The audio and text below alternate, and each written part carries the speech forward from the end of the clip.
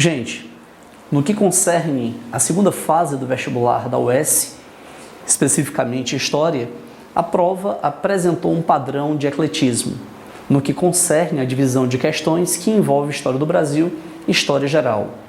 Ora, na História do Brasil, eu posso mencionar para vocês uma abordagem sobre a atividade pecuarista, uma das bases do ciclo econômico que demarcaram o Brasil colonial. Somando-se a isso, é importante lembrarmos a crise do sistema colonial, o governo joanino e, mais especificamente, o movimento emancipacionista conhecido como Revolução ou Insurreição Pernambucana de 1817, sob a influência do iluminismo e da própria independência dos Estados Unidos. Não posso deixar aqui de mencionar que, dentro do escopo da prova de História do Brasil, duas questões de História do Ceará demarcaram o eixo temático. A primeira questão envolvendo a Primeira República, mais especificamente a sedição de Juazeiro, a participação do Padre Cícero, Romão Batista, o Pacto dos Coronéis. E a segunda questão de História do Ceará envolvendo o Ceará Nera Vargas. Obviamente, uma abordagem sobre as interventorias. Não posso também deixar de mencionar um lugar comum, a análise dos movimentos culturais.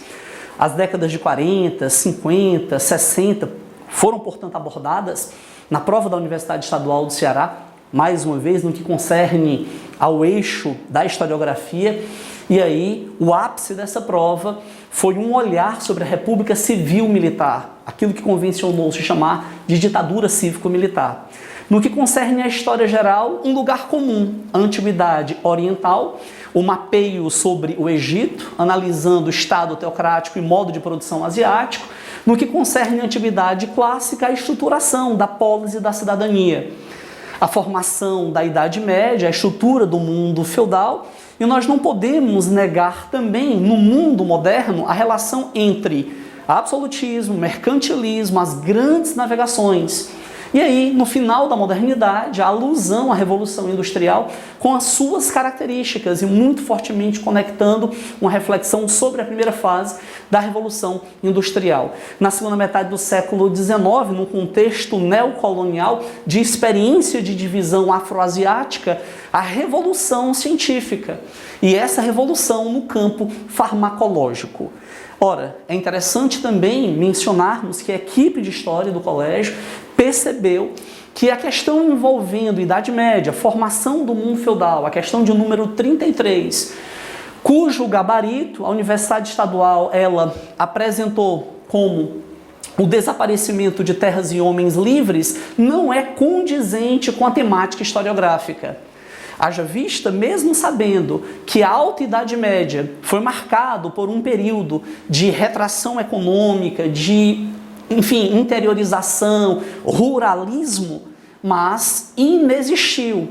No contexto das invasões que envolveram árabes, húngaros, vikings, inexistiu o desaparecimento de terras ou mesmo dos homens livres. Então, eu acredito que esse foi o único grande desafio que poderia ter existido no eixo temático das demais questões. E nós acreditamos que para mitigar qualquer tipo de maior percalço para a comunidade de estudantes, o ideal seria a nulidade da questão de número 33. No mais, eu acredito que todos vocês devem ter tido uma boa prova e até, obviamente, o próximo comentário. Um grande abraço, até mais.